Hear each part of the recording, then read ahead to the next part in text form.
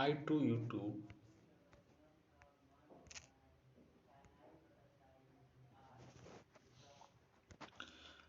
बहुत चर्चा का विषय है।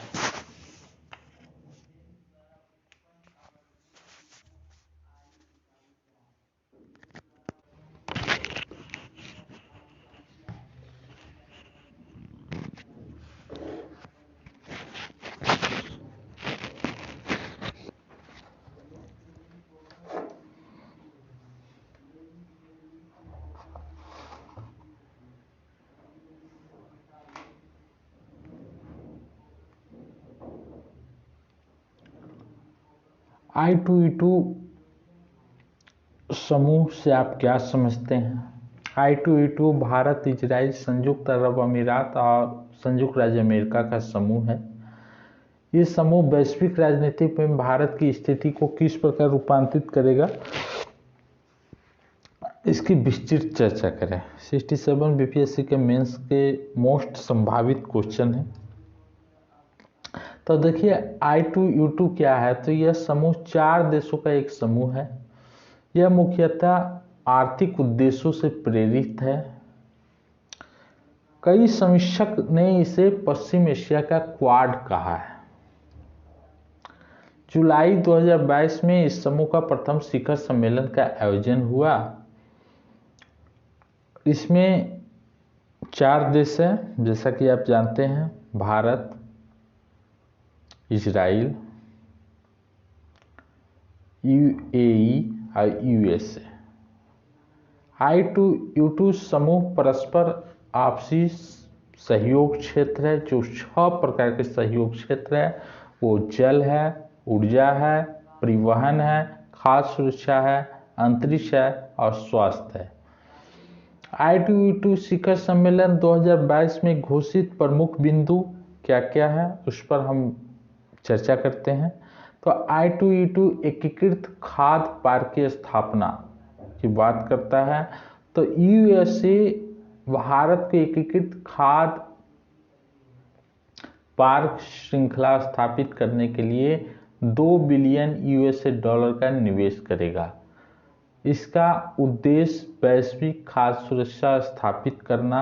इसमें इजराइल यूएसए के निजी क्षेत्र तकनीकी मदद प्रदान करेगा। दूसरा है हाइब्रिड नवीकरणीय ऊर्जा परियोजना। I2U2 के सदस्य देश गुजरात के द्वारका में 300 मेगावाट क्षमता वाली सौर एवं पवन ऊर्जा संयंत्र स्थापित करेगी। I2U2 का महत्व क्या है? तो देखिए,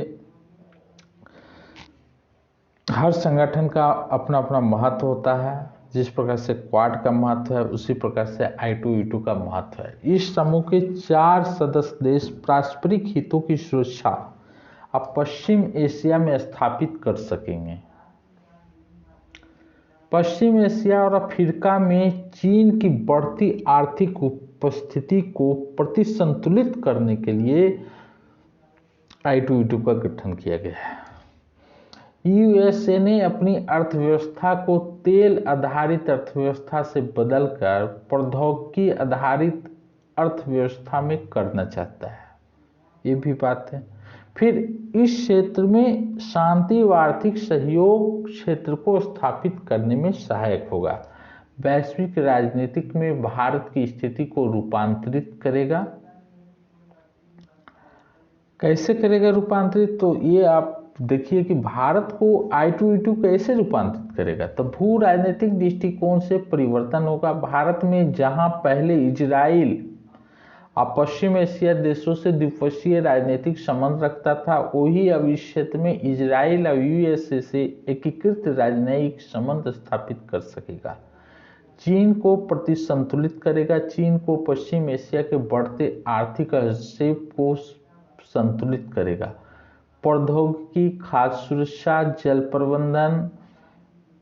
इजराइल एवं संयुक्त राज्य अमेरिका प्रौद्योगिकी के मामले में उन्नत है, अतः भारत इसका लाभ प्राप्त कर सकता है।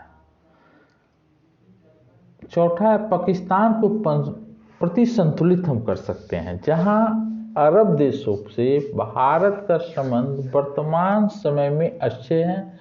वही कश्मीर के मसले पर पाकिस्तान का समर्थन कुछ देश से मिला।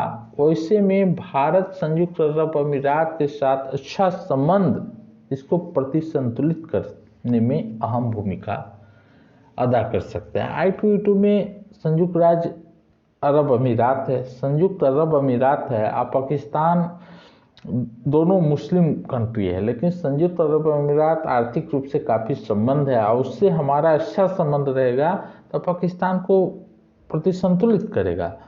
रूस यूक्रेन युद्ध के बाद चीन रूस गठजोड़ के प्रभाव को संतुलित करने में भारत को इस गठबंधन में होना शांति और सुरक्षा में अहम भूमिका वैश्विक राजनीतिक में निभा सकता है। चुनौतियों, अब देखिए I2E2 का चुनौतियां हैं। चुनौतियां जो भारत के लिए है वो क्या क्या है? इजराइल को मान्यता प्रदान करने में, मध्य पूर्व क्षेत्र में संघर्ष की स्थिति में ईरान इस समूह में अपने हितों के विपरीत समझ सकता है। रूस के साथ संबंध काफ़ी अच्छे हैं तो दूसरी तरफ अमेरिका द्वारा रूस पर आर्थिक प्रतिबंध के बीच भारत का व्यापार चालू है। उपयुक्त विवेचन, अब इतना बता देने के बाद आप निष्कर्ष ऐसे लिख सकते हैं कि उपयुक्त विवेचन से स्पष्ट होता है कि I2E2 समूह भारत की वैश्विक राजनीतिक में महत्वपूर्ण भूमिका निभा सकती है। विश्व शांति तथा सह-अस्तित्व के लिए भारत को सभी देशों के साथ अच्छे संबंध तथा मध्यस्थ की भूमिका ध्रुवीय शक्तियों के बीच निभाने के लिए जरूरी है। चलिए I2E2 का समाप्त हो गया।